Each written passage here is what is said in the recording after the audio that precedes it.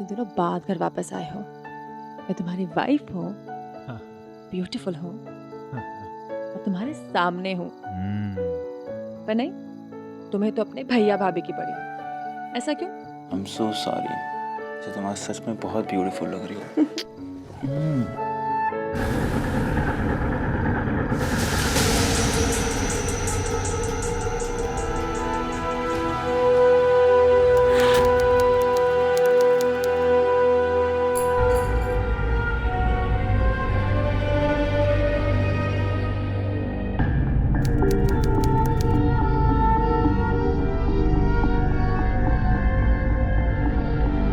पुत्र, आना पुत्र मेरे पास।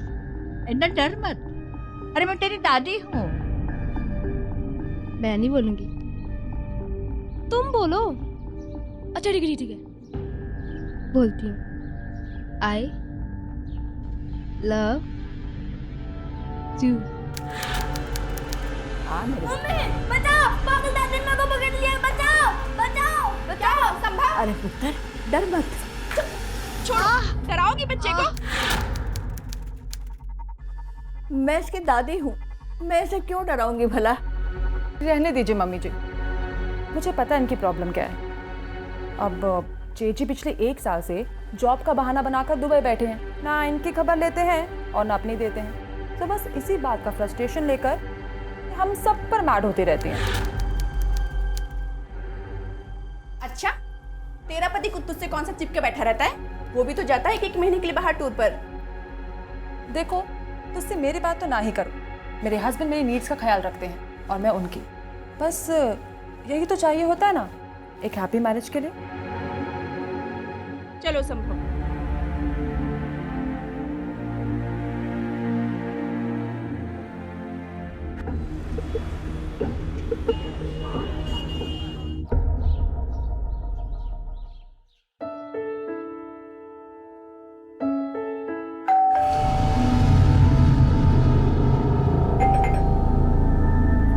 हाँ, आ रही हूँ। आओ आओ।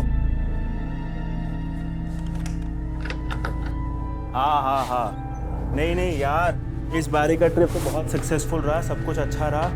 बल्कि इस बारी ना वो डिस्ट्रीब्यूटर्स ने कोई हमें नेगेटिव रिस्पांस नहीं दिया। अरे सारा कुछ अचीव हो गया यार। और वो जो टारगेट्स है ना, मैं तेको बता रहा हूँ कि साल से पहले अचीव हो जाएंगे, सारे टारगेट्स हो जाएंगे। हाँ, तू चिंता मत कर यार, एवरीथिंग विल बी सॉर्टेड। हाँ हाँ, चल मैं रखता हूँ, फ़ोन रखता हूँ, ठीक है? Okay okay okay, bye.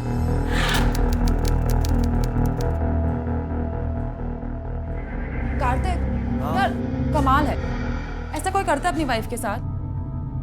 पूरे 20 दिन बाद वापस घर आए हो और घर में घुसे भी तो फोन पे बात करते हैं। यार तुम कितनी फिल्मी हो यार।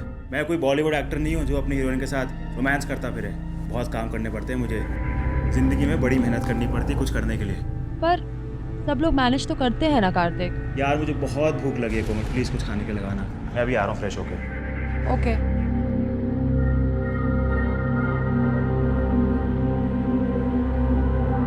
पूरे 1.25 महीने बाद आज तुमने फोन उठाया मेरा। हाँ, ऐसी कौन सी नौकरी कर रहे हो जो तुम्हें बात करने की फुर्सत नहीं है? तुम्हें ना मेरी फिक्र है और ना अपने बच्चे की। अरे मेरा तो नसीब ही फूट गया तुमसे शादी करके। यहाँ तुम्हारी माँ ने मेरा जीना हराम कर रखा है और ऊपर से वो कोमल।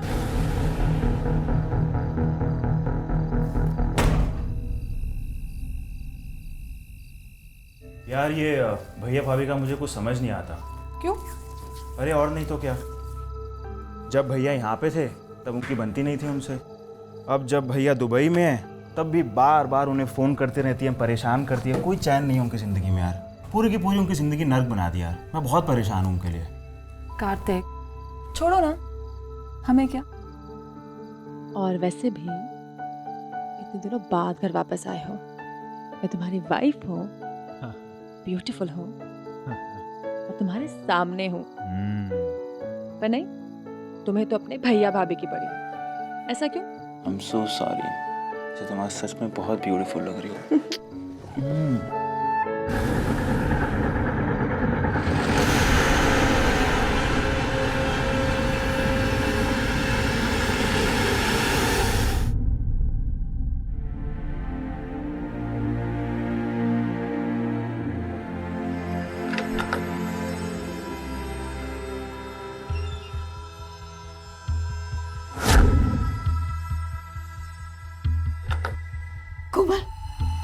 कोमल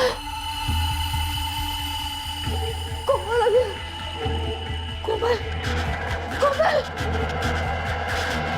कोमल कोमल फिर शुरू हो गई यार। कोमल कोमल कोमल आई मम्मी जी। मम्मी जी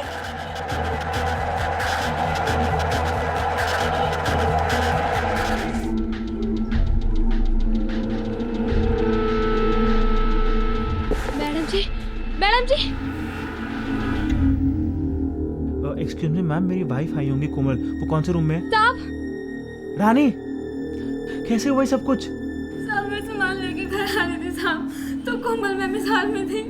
माँ कहाँ है, भाभी कहाँ है? ठीक तो है ना वो दोनों? कुछ हुआ तो नहीं उन्हें? साहब मारी हुई इतने मार दिया साहब। क्या?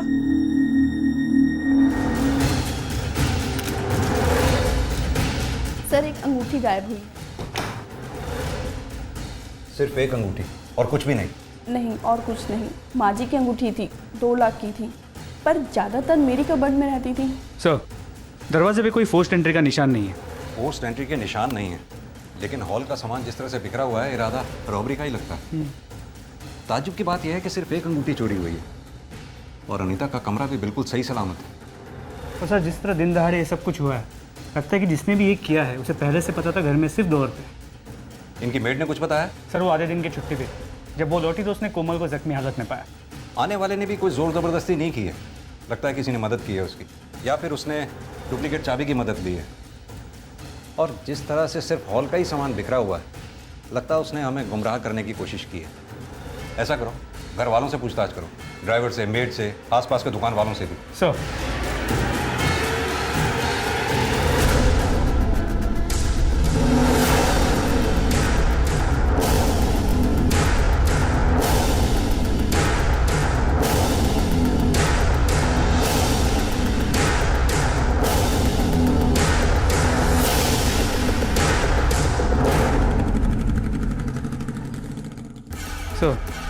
घर के आसपास पूछताछ की, कुछ मिला नहीं। कोमल को होश आया? नहीं सर, अब तक नहीं आया।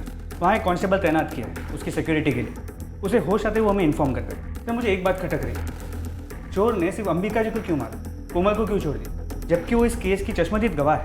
हो सकता है कोमल ने उस वक्त शोर बहुत मचाया हो, जिस वजह से कातिल को प्लान चेंज करना पड़ा हो। मुझे इस अनीता के रोल पे भी शक है। अपनी सास की बॉडी को देखकर उसके आंख से एक आंसू तक नहीं है, पर अब भी अस्पताल में बेंच पे बैठ के वो गेम खेल रही, जैसा उसका इससे कुछ लेना देना है ही नहीं। शायद सास और बहू में बनती ना हो। खैर, ये सब तो हम चेक कर ही लेंगे। फिलहाल उस अंगूठी को ट्रेस करो, चोर उसे बेचने की कोशिश जरूर करेगा। सर अंबिका जी का पोस्टमार्टम रिपोर्ट।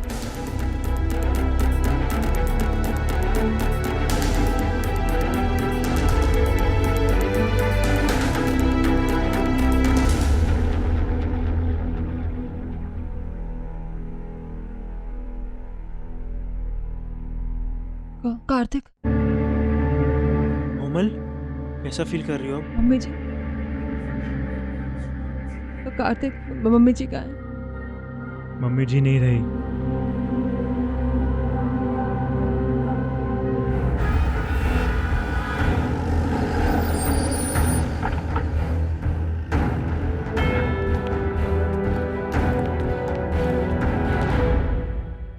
कोमल जी, क्या हुआ था उस दिन?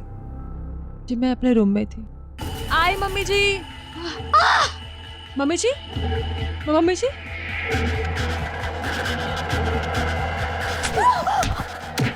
कोमल जी, कुछ भी ऐसी बात जो आपने उस हत्यारे के बारे में नोटिस की हो? मसलन उसका रंग कैसा था, उसका कद कैसा था, कोई शरीर पे चोट का निशान था, कुछ भी? वो एवरेज हाइट का था। उसने चेहरे पे मास्क डाला हुआ था और शायद काले रंग का था। इसके अलावा मुझे और कुछ याद नहीं। एक बात बता दूं आप लोगों को, पोस्टमार्टम की रिपोर्ट में अंबिका जी के शरीर पर चोट के निशान थे, यानी मारपीट के, फिजिकल अब्यूज, और डॉक्टर्स के मुताबिक ये निशान घटना से पहले के हैं। आप लोगों में से किसने मारा था उन्हें?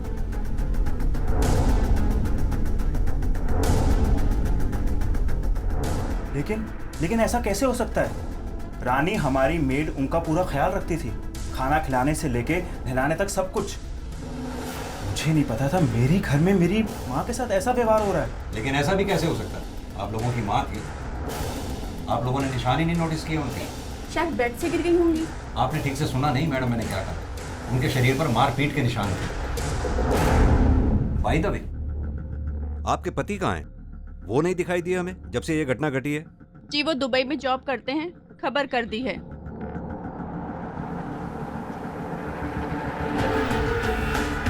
त्यागी, ये जो मेड है रानी, अगर ये अंबिका जी की केयर टेकर थी तो इसे तो निशानों के बारे में पता होना चाहिए था। पर हादसे के बाद सबसे पहले घर में वही आई थी। एक काम करो, इस रानी को बुलवाओ और इस ड्राइवर से भी जरा पूछताछ करो, क्योंकि उसका इनके घर में बहुत आना जाना था। हो सकता है शायद उससे कुछ पता चले। तुझे तो अंबिका जी की देखभाल के लिए रखा गया था, फिर क्यों मारा करती थी उन्हें? मैंने नहीं मारा साहब उनको। किसने कहा आपसे? उनके घर वालों ने। साहब झूठ बोल रहे हैं वो लोग, सब के सब। साहब नफरत करते थे उनसे। अम्मा जी हेलो, खाना खा लो, मैंने दवाई देनी है, ठीक है? खाना खा लेना। पुत्र मेरे को काफी गहने हैं, बस मैं सारे गहने तेनू दे देंगे। बस तू सिर्फ एक को काम कर दे मेरा। कैसा काम? तू मैंने पुलिस स्टेशन ले चला तो मेरी बहू मैंने मार डालोगे। कौन सी बहू? उन्होंने नाम नहीं लिया था साहब, और मैंने पूछा भी नहीं। क्या अनीता मैडम और क्या कोमल मैडम साहब, कोई किसी से कम नहीं है। उल्टा दोनों एक से बढ़कर एक हैं। अब कुछ दिन पहले की बात है। रानी आई। यार देखो इन्हें क्या चाहिए, मेरे को लेट हो रहा है। दे यार चाबी दे फटाफट। क्या हुआ? अच्छा ठीक है, 2 मिनट रुको, मैं आ रही हूँ। रानी, अरे रानी,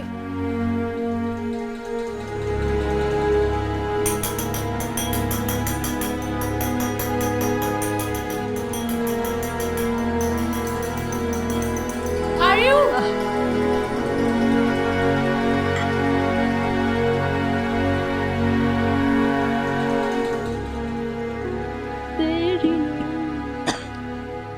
चलिए अम्मा जी।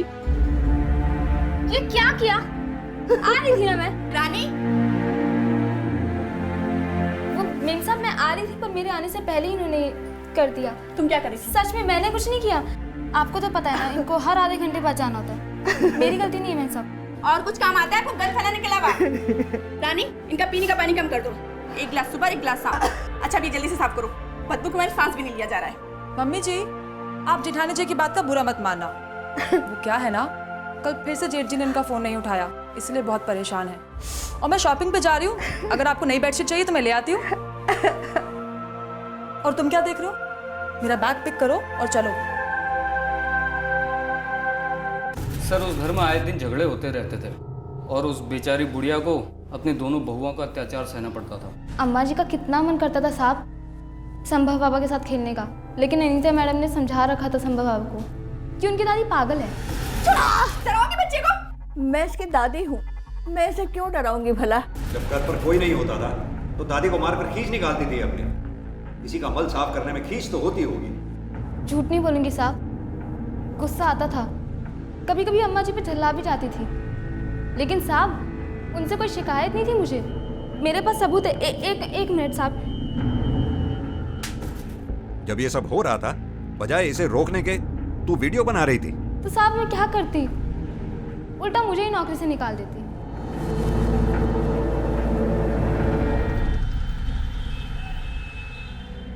हद होती है लापरवाही की। मेरी माँ को हर रोज कोई मारता था, उन्हें पीटता था, और तुम घर में होने के बावजूद तुमने कभी ध्यान नहीं दिया। अगर इतना ही ख्याल था उनका तो खुद क्यों नहीं बात करते थे उनसे? उनका हालचाल तक तो पूछने का टाइम था नहीं तुम्हारे पास, और सारा इल्ज़ाम मुझ पे लगा रहे हो। कार्तिक देखो, जो हुआ अच्छा नहीं हुआ, पर हम उसे चेंज तो नहीं कर सकते ना। And I love you, and please ये गुस्सा थूक दो प्लीज। चलो तुम रेस्ट करो, थोड़ा सा पानी पियो, और मैं डॉक्टर से पूछता हूँ, तुम्हारे डिस्चार्ज की बात करता हूँ।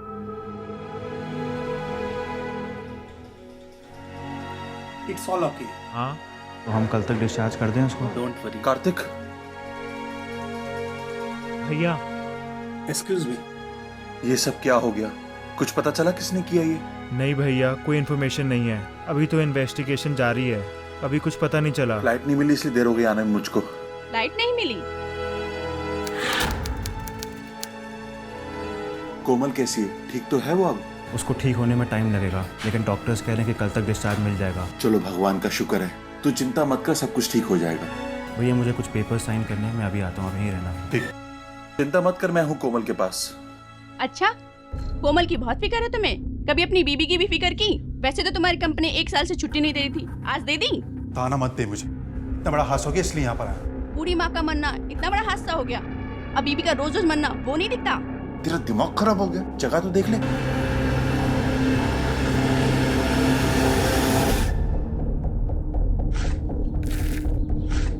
अरे जल्दी जल्दी गड्ढा भरो।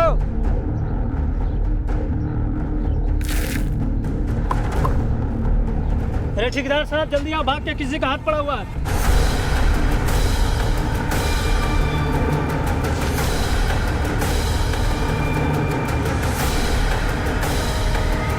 Hello police. क्यों नहीं अच्छे? क्यों अच्छे? जब देखो कुछ ना कुछ हाँ मारा था मैंने, आ गया था गुस्सा। घर का सारा काम अकेले करो, ऊपर से अपने बच्चे को अकेले संभालो, ऊपर से वो इतना परेशान करती थी। छूट गया कंट्रोल उस दिन। तो जैसे आप गुस्से में उन्हें मारा करती थी, ऐसे ही गुस्से में मारने का प्लान बना दिया होगा। अरे आपको क्या लगता है सिर्फ मैं अकेली थी जो उनको मारती थी? वो कोमल क्या दूध की धुली हुई है? आपकी फैमिली में गिरने में किसी ने भी कोई हद नहीं छोड़ी, लेकिन सबूत तो हमें सिर्फ आपके खिलाफ मिला है। ये वीडियो मैंने नहीं मारा उन्हें। कोमल के मुताबिक घटना वाले दिन कोमल ने अंबिका जी को बचाने की कोशिश की थी। वहीं अनीता का यह कहना है कि कोमल भी अपनी सास से कम नफरत नहीं करती थी। अब सवाल यह उठता है कि कोमल ने जो हमें कहानी सुनाई वो कहीं झूठी तो नहीं? सर ये अमृत और कार्तिक दोनों घर के बेटे हैं, और दोनों को ये नहीं पता कि घर में क्या चल रहा है। ऐसा कैसे हो सकता है? अमृत तो चलो दुबई में काम कर, लेकिन कार्तिक तो उसी घर में रहता है वहीं। उस अंगूठी के बारे में कुछ पता चला? नहीं सर, लेकिन हमारे खबरी नजर रखे हुए हैं, लेकिन किसी ने भी उसे बेचने की कोशिश नहीं की। हो सकता है कि केस ठंडा होने का वेट कर रहे हो। इन सब में से किसी पे भी भरोसा नहीं किया जा सकता। सबको एक दूसरे से कोई ना कोई प्रॉब्लम है। एक काम करो, इन सबके कॉल रिकॉर्ड्स निकलवाओ, पता करो कि घटना वाले दिन कौन किस वक्त क्या कर रहा था। सर वीडियो देखी हमने, आप माँ को मारती थी। हिम्मत कैसे हुई आपको मेरी माँ को मारने की? समझती क्या अपने आप को आप है? मेरी माँ थी वो। मन करता है तुम्हारे हाथ पैर मैं यही तोड़ डालूं। मुझे तो यकीन नहीं आ रहा कि तूने शर्म आ रही कि तुझ जैसे औरत से शादी की मैंने। अच्छा अब भी मुझ पे शर्म आ रही है, खुद पर नहीं, जो बीवी बच्चे की जिम्मेदारी छोड़ के दुबई जा बैठे। देख बकवास मत कर। मेरी छोड़ो और अपनी कहो। तुम्हें तो पता था ना तुम्हारी माँ बूढ़ी है, लाचार है, फिर क्यों जाके दुबई बैठ गई? और तू कार्तिक, तेरा मन मेरा हाथ तोड़ने का कर रहा है। कभी अपने हाथों से उनकी गंदगी साफ की? खाली पैर छूने से प्यार नहीं होता है। कभी उनके पास बैठ के 2 मिनट बातें भी की? बड़ा आया मेरा हाथ तोड़ने वाला।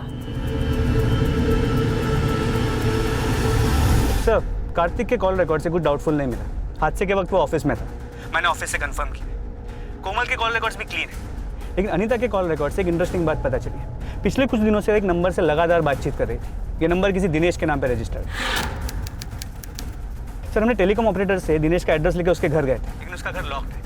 शायद वो शहर के बाहर है। ऐसा करो, अपना एक आदमी प्लेन क्लोथ में उसके घर के बाहर 24 घंटे के लिए खड़ा कर दो। जी सर। दिनेश की घर की तरफ लेना। ये दिनेश कौन है?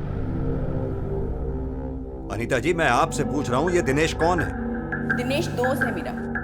अच्छा, तो ये दोस्ती की शुरुआत कब हुई जरा बताएंगी?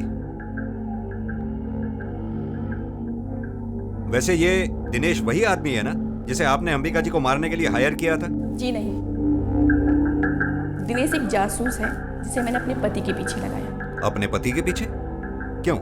मेरा रिलेशन खत्म हो चुका था।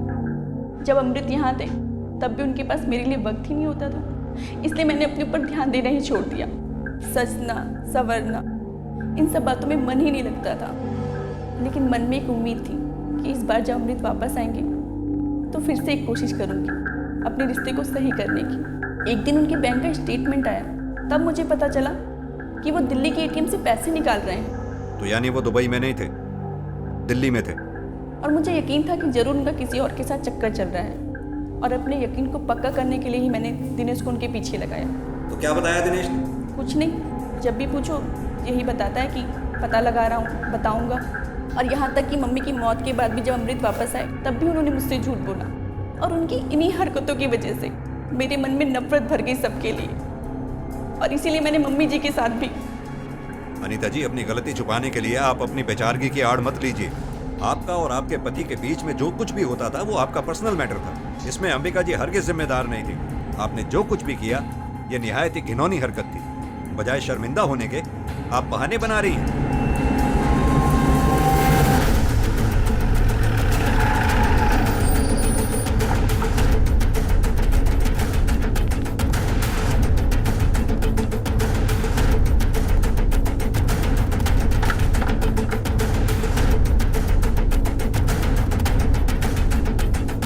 त्यागी, सर,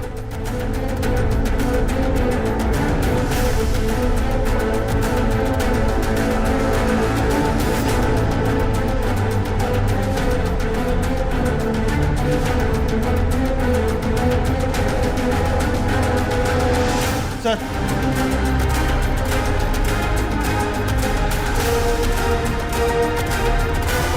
सर,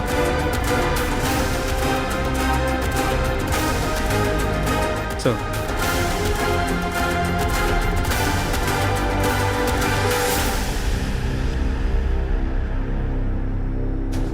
त्यागी, इस मांस के टुकड़े को देखकर तो ऐसे ही लगता है कि किसी को बड़ी बेरहमी से मारा गया है। हालांकि सबूत मिटाने की कोशिश की गई है पर कामयाब नहीं हो पाया वो। लगता तो ऐसा ही है। सर, कुछ दिनों पहले यमुना किनारे रेत में दबे मेल बॉडी के कुछ पार्ट्स मिले थे। सिर्फ कुछ पार्ट्स थे, सर नहीं था। तो बॉडी आइडेंटिफाई नहीं हो पाई। सर, इस मांस के टुकड़े का डीएनए उस बॉडी के डीएनए से मैच किया जाए? बिल्कुल, गो अहेड। सर,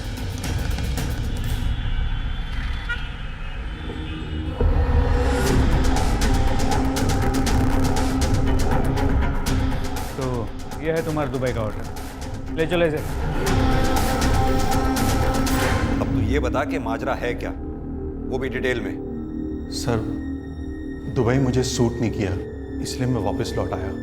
लेकिन मैं घर नहीं गया और ना ही मैंने किसी को बताया। मैं अपनी बीवी की शक्ल देखना नहीं चाहता था, नफरत करता था मैं उससे। इसलिए तो दुबई गया था जॉब करने के लिए। दोबारा उसके साथ नहीं रह सकता था मैं।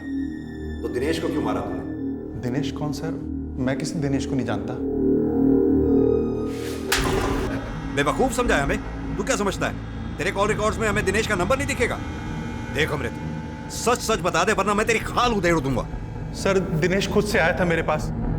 उसे पता लग गया था कि मैं दिल्ली में रहता हूँ। वो मुझे ब्लैकमेल कर रहा था। कह रहा था कि अगर मैंने उसे पैसे नहीं दिए तो वो अनीता को बता देगा। बस इतनी सी बात है सर। और तू पैसे उसे देना नहीं चाहता था इसलिए तूने उसे मार नहीं दिया? सर, मैंने उसे नहीं मारा। मैं तो पैसे देने को राजी हो गया था, लेकिन वो ही नहीं आया मेरे पास। जिस तरह से अचानक आया उसी तरह से अचानक गायब हो गया। फिलहाल तो तेरे खिलाफ कोई सबूत नहीं है। जा।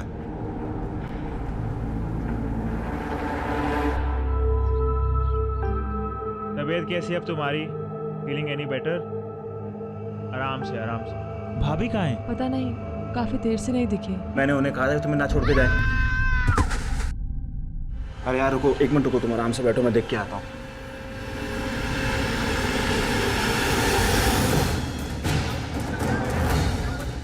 भाभी!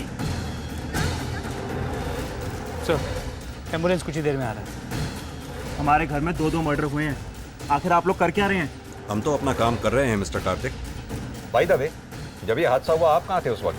मैं और कोमल तो अपने रूम में ही थे, लेकिन हाँ, अमृत भैया काफ़ी देर से गायब हैं। आपको उनसे पूछना चाहिए।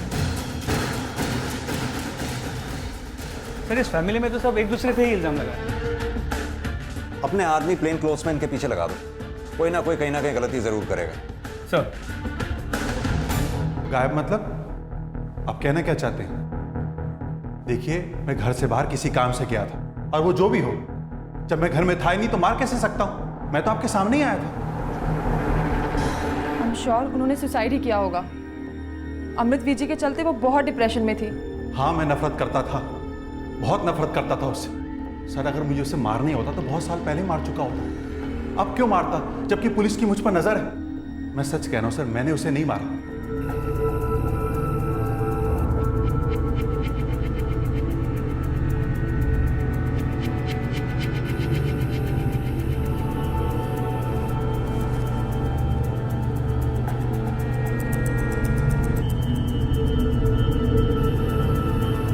Hello sir.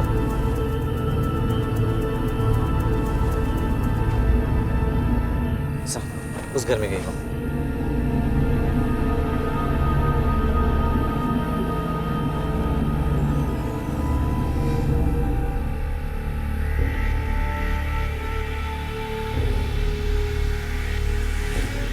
यह है कौन? सर चलिए। नहीं, मुझे देखना है वो कहाँ जा रहा है।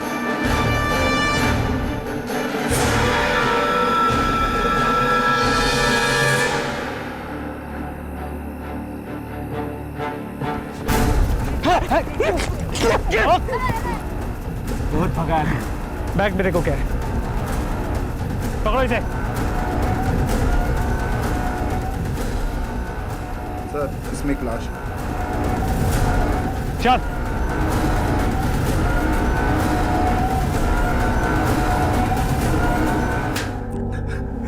कोमल के कहने पे प्यार करते थे हम एक दूसरे से। कब से? यही कोई 2 महीने पहले से, जब मैं नौकरी पर लगा था। पहली नजर में वो मेरे दिमाग में चढ़ गई थी। जब मैं उसे देखता था सज सज के निकलते हुए, पागल हो जाता था मैं। लेकिन ड्राइवर था, इसलिए कुछ कहने और करने की हिम्मत नहीं जुटा पाता था। लेकिन एक दिन मर्द चाहे जितनी नजरें बचा के देखे, पर औरत की नजरों से वो नहीं बच सकता। पाना चाहता है ना मुझे? हाँ। पर मेरा एक काम करना होगा। कैसा काम? अपनी हवस के चलते तूने हाँ कर दी। मेरी ज़रूरतें थी, कुछ दिल की तो कुछ शरीर की। मेरे हस्बैंड, उन्हें काम के अलावा कुछ और नज़र आता ही नहीं। हमेशा बिजनेस टूर पे रहते। मजबूरी में मुझे ये दूसरे मर्दों के साथ पूरी करनी पड़ती। पहले अपने जेठ जी के साथ और उनके दुबई जाने के बाद अपने ड्राइवर गोविंद के साथ। मुझसे पहले कोमल का अफेयर अमृत साहब के साथ था। अमृत साहब ने हमें बताया कि उन दोनों के अफेयर के बारे में दिनेश को पता चल गया है और वो उनसे पैसे मांग रहा है। तो हम दिनेश से जाके मिले। तब उसने बताया कि उसे मेरे और कोमल के अफेयर के बारे में भी पता है और उसके पास हमारी कुछ फ़ोटो हैं। हम उसे और पैसे देने को तैयार थे, मगर वो जितनी बड़ी रकम मांग रहा था उतनी ना तो मैं दे सकता था, ना ही कोमल। इसलिए हमने दिनेश को उसी के घर में बंदी बना लिया और अपने फोटोग्राफ निकालने की कोशिश करने लगे।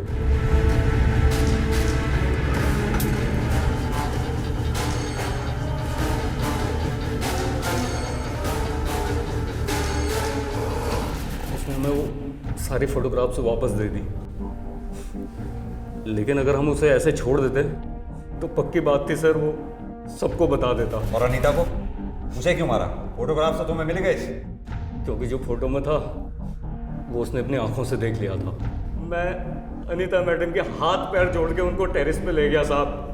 बहुत मनाने की कोशिश की उनको कि अपना मुंह बंद रखे, मगर वो नहीं मानी।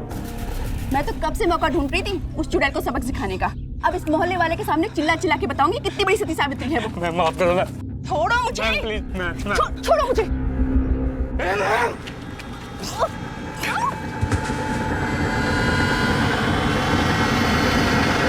मेरे पास कोई और चारा नहीं था साहब। अंबिका जी को किसने मारा था, तूने या कोमल ने, और क्यों? तुम्हारे क्राइम पार्टनर गोविंद ने अपना मुंह खोल दिया। अब तुम मुझे बताओ कि तुम दोनों ने मिलकर अंबिका जी को क्यों मारा? बोलो। क्योंकि उन्हें मेरे और जेठ जी के बारे में पता चल चुका था और उसके बाद गोविंद के बारे में भी। किस तो प्लीज ना किस। अब मुझे जाग जाएंगे। अरे बुढ़िया सोई है, दे दो।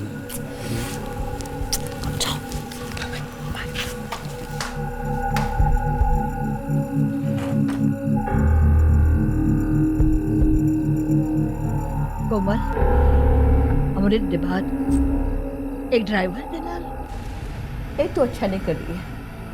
तो बता दोगे अपने बेटे को? बताना होता तो अमृत के वक्त से बता देती, पर मैं अपने पुत्र का कार नहीं तोड़ना चाहती। मैंने कई बार सोचा कि जब वो किसी को कुछ बताने वाली नहीं है तो मुझे क्या फर्क पड़ता है। पर नहीं, मुझे फर्क पड़ता था। उनकी वो टक टक की आवाज, जब भी वो आवाज करती मुझे लगता वो मेरा मजाक उड़ा रही। तो बस मैंने फैसला कर लिया।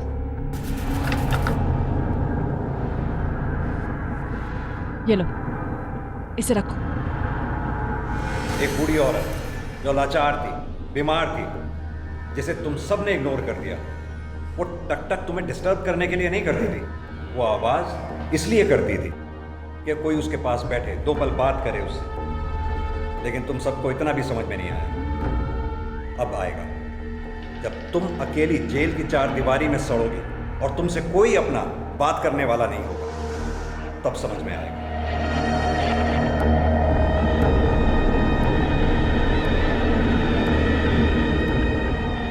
पारिवारिक मूल्यों की महत्वता और रिश्तों की मर्यादा और उनसे जुड़ी हुई जिम्मेदारियों को ना समझना या फिर समझते हुए भी उनका पालन ना करना किसी हद तक खतरनाक हो सकता है।